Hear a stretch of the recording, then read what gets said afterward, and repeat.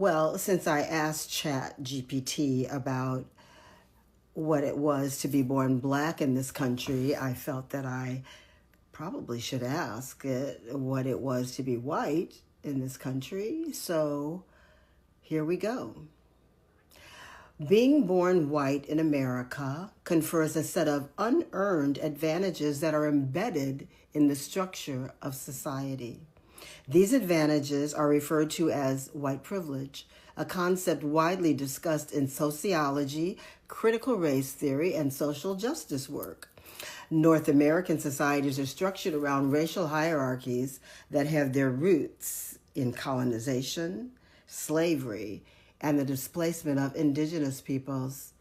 These hierarchies place white people at or near the top, affording them greater social mobility, easier access to wealth accumulation, such as home ownership and inheritance. Being born white in the United States often means access to certain privileges, not necessarily wealth or ease, but the benefit of the doubt, broader societal acceptance, and safety in spaces where others may be marginalized or criminalized. Whiteness provides favorable treatment by institutions such as courts, schools, employers. White individuals are often able to navigate these systems more smoothly, not because of merit or effort alone, but because of systemic design. One of the most powerful elements of white privilege is its invisibility to those who have it. Because white people are not typically subjected to racial discrimination, they may not recognize the systemic barriers faced by people of color or the unearned ease they themselves experience. This can lead to resistance to discussions about race. I don't see color, misinterpretation of equity efforts as reverse racism, fragility when confronted with racial realities, white fragility. It goes on, but you get the drift. Just thought I'd ask. Truth be told, there's something called white privilege and there's black privilege. Yeah, because when you compare the privilege that the whites have over the black, you can't but say that there's white there's white privilege. And even ChatGPT has acknowledged that, and that is why I'm bringing to you today the dimension of ChatGPT, because a young woman asked ChatGPT, "Is there anything like ChatGPT?" When someone is told that you have white privilege, and of course, a young man to also ask the same thing, and the young man who happens to be palm colored person said, "No, he does not believe in that there's nothing like that." And this guy went to ask ChatGPT that, okay, this is what my colleague said, even though he feels he doesn't get benefit as a white person, but the guy said it's existed, and he was like, no, this and that. But guys, I've brought this video for you guys to watch. What ChatGPT feels about white privilege or being white in America. Listen, enjoy, and I'll be back. But do me a favor, listen to the end so that you can hear the perception and the perspective of different ChatGPT dimensions, so that we can come back and talk about it. Credits are given to original creator of this content. Don't go nowhere. I'll be right back. Okay, so I need some help thinking through a really complex thought, and my preferred mode of communication is Ebonics. Can you just confirm that you understand? I got you. We can roll with that. Okay. And so I am Black African American, and I was talking with a colleague who's white, and I was trying to explain to him that for generations to be American was to be white, and to be white was to be American, and there was no real need for qualification or explanation. White Americans moved through the world secure in their knowledge of their experience, their values, their existence was a template for American itself. And I was trying to explain to him that that is a psychological privilege. That's a deep concept for real.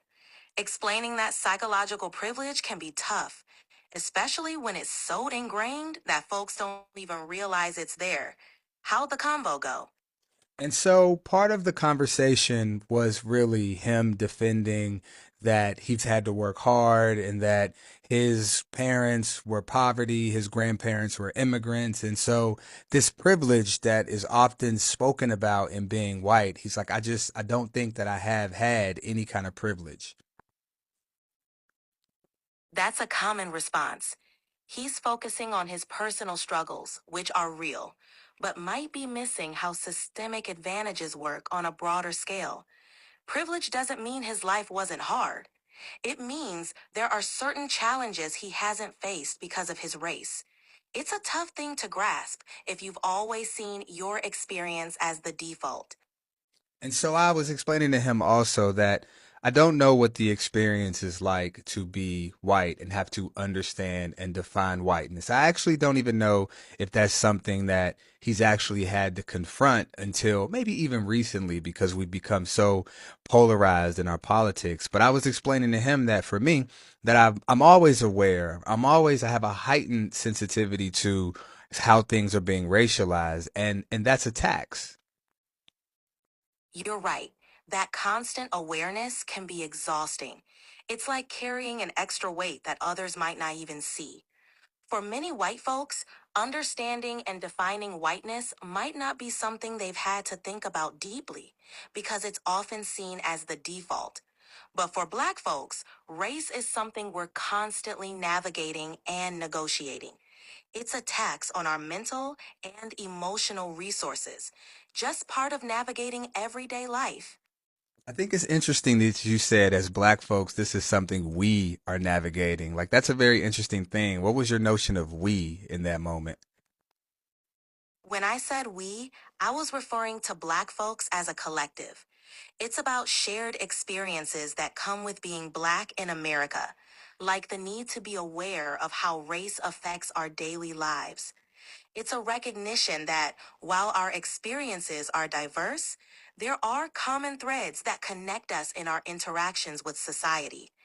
It's that shared understanding of what it means to navigate a world where race plays a significant role.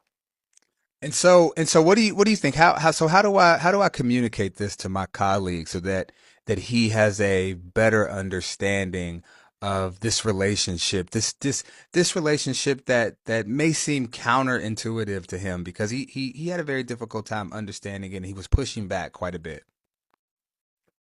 It can be challenging, but here are a few tips. Use analogies. Compare racial privilege to something more familiar to him, like economic or gender privilege, to help him relate. Share personal stories. Sometimes real life examples can make abstract concepts more tangible. Encourage empathy. Ask him to consider how it would feel to constantly be aware of your race in various situations. 4. Recommend resources. Suggest books, articles, or videos by experts on the topic to provide more context. It's about planting seeds.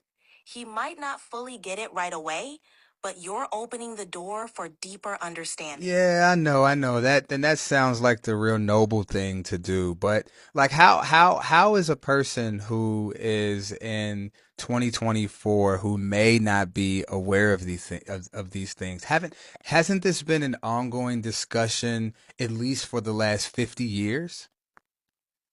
You think so, right? But not everyone has engaged deeply with these discussions. A lot of it comes down to personal exposure and willingness to learn. Some folks have been in environments where these conversations aren't prioritized, or they've chosen not to engage. The reality is, while these topics have been discussed for decades, not everyone has been part of or attentive to those conversations. Interesting. I don't know how to respond to that. You know, that does. Can you? I guess one could understand the frustration behind that, right? Absolutely. It can be really frustrating. When these conversations have been happening for so long, it's hard to understand why some still don't get it. It feels like progress is slow, and it can be exhausting to keep explaining the same things over and over. It's a complex issue with deep roots, and that adds to the challenge. And so you mentioned being able to use something analogous. Like, can you give an example? Like, what could you drop like a haiku that could be analogous to this? Sure, let me give it a shot. In the sun's bright glow, some find shade without knowing. The haiku illustrates how privilege can be like finding shade without realizing it, while others are exposed to the harshness of the sun.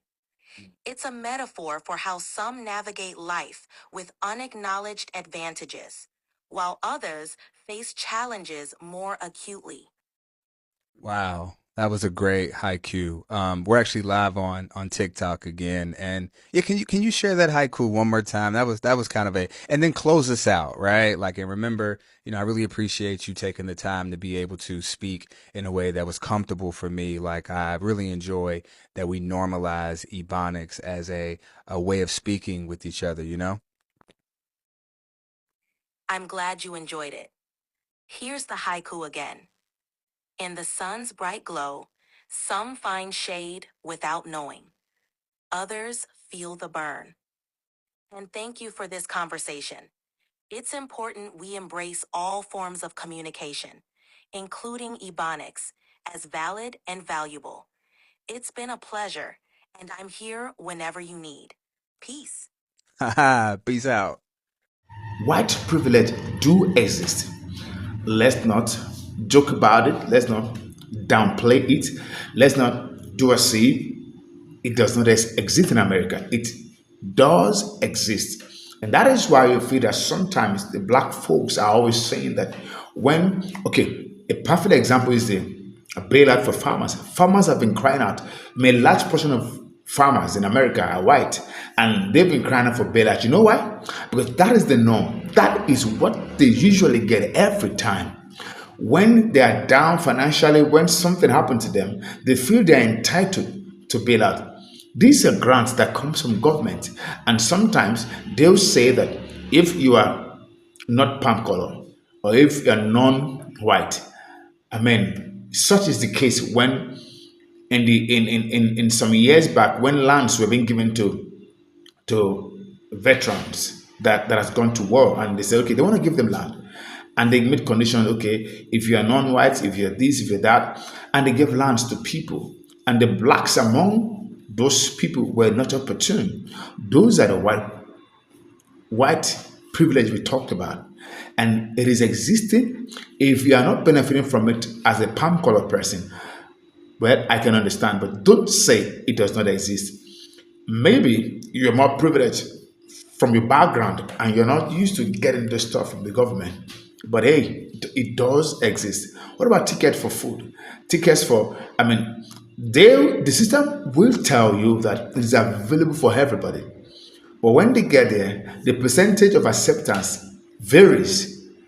When I say percentage of acceptance between palm colored people and the black folks, you can't compare it. The palm colored people are more considered. They are considered faster than the other folks. It is as simple as that. And that ChatGPT couldn't have been wrong to say this is what it feels. That a it is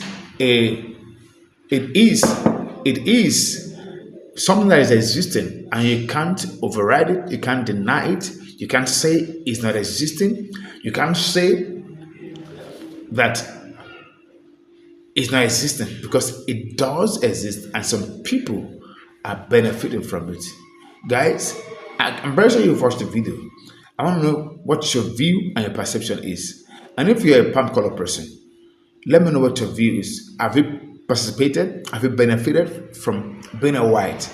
Or you go to a garden and the acceptance they give you, you also see that it's different from what they give the other folks.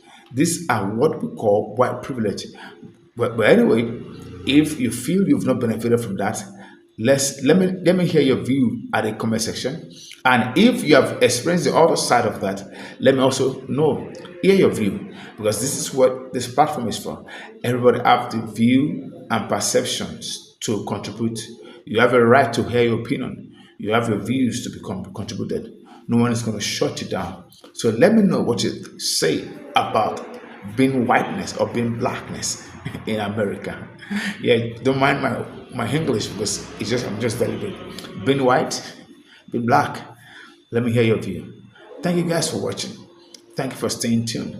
Don't forget to subscribe to this channel, like and comment so that you can get the conversation going. And of course, turn on your notification button so they can get updates from me whenever I post videos like this. And I want to say thank you to everyone that has been subscribing to my channel, new subscriber, old subscriber.